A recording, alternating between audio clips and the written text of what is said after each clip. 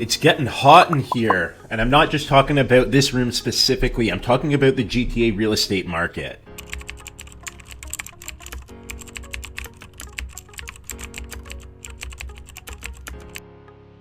Okay, that's a bit of an exaggeration, but September brought a slight shift in the Toronto and the Greater Toronto Area housing market, with sales actually increasing 8.5% year over year to 4,996 units. This number was also 0.42% higher when looking at a month-over-month approach as well. So, sentiment is slowly but surely changing, and buyers are actually starting to take advantage of the more affordable market conditions that are being presented to them. And market conditions are more favorable or affordable thanks to lower interest rates. Some lenders are now offering fixed rates below 4%, if you can believe it or not, which we haven't seen in a very, very long time. The Bank of Canada continues to drop that overnight lending rate. Right now, we're sitting at 4.25%, with more cuts projected to come. Experts are forecasting that we will close out the year with an overnight lending rate somewhere in the 3.75% range, give or take a couple of basis points. And if this happens, that will continue to push people off of the sidelines. While average prices have increased across most asset classes in September 2024, which is totally normal behavior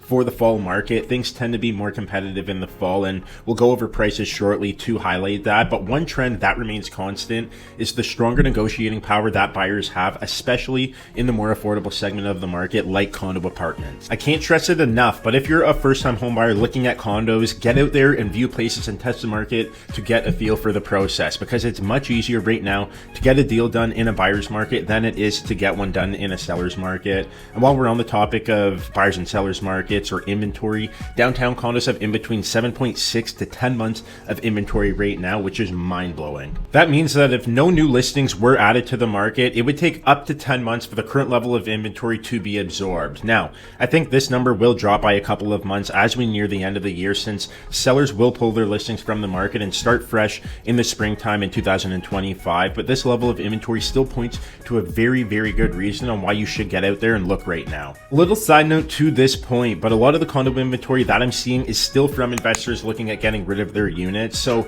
the floor plans and the overall comfortability that an end user would be looking for won't be present for every single condo listing out there, but there are still definitely a lot of really nice options if you're looking to purchase for yourself. Welcome back to the channel, where we cover all the ins and outs about the Toronto and the GTA real estate market. I'm Trey Folks, realtor here in the city in the GTA, and today we've got some exciting news. The TREB, or the Toronto Regional Real Estate Board Market Stats Report, was just released, as you could tell, so we're going to be unpacking this in today's video. If you enjoyed this type of content, please give this video a thumbs up and don't forget to subscribe to the channel. You'll also see a link down below where you can get in touch with me if you'd like to discuss anything real estate related. So without further ado, let's get into it. When we look at average prices in Toronto proper, detached properties saw about 115 more units move in the month of September 2024, with prices remaining level at $1.685 million. This amount represents a 0.38% decrease from a month prior. The semi-detached category also saw the second largest price growth from a month-over-month comparison, as average prices came in at $1.299 million, call it 1.3, up 7.86% from August 2024. This asset class also had a total of 180 sales occur in Toronto, up by 50 units versus last month. Townhouses increased 7.91% in average price for September 2024 to $978,000, which was the most out of all asset classes.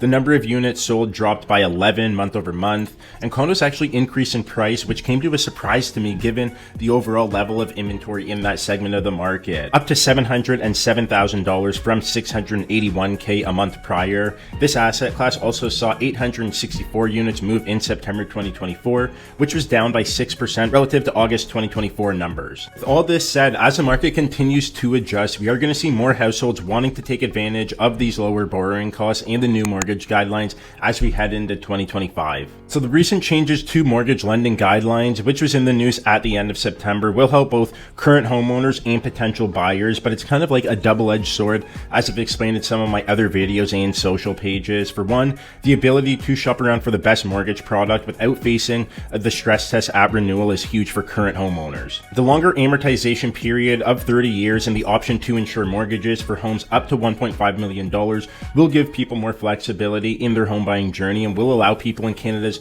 more expensive urban markets the chance to purchase closer to home, which is a good thing, but you're kicking the can further down the road by taking on more debt, which could be viewed as a negative. I do think these policies are great if you're savvy and can take advantage of your prepayment privileges while also increasing your salary if you're young and fresh into your career, but you do have to be cautious about how far you're extending yourself. We will close out with the inventory rate for the market right now. We touched on downtown condos a little bit, but how is the rest of the market looking?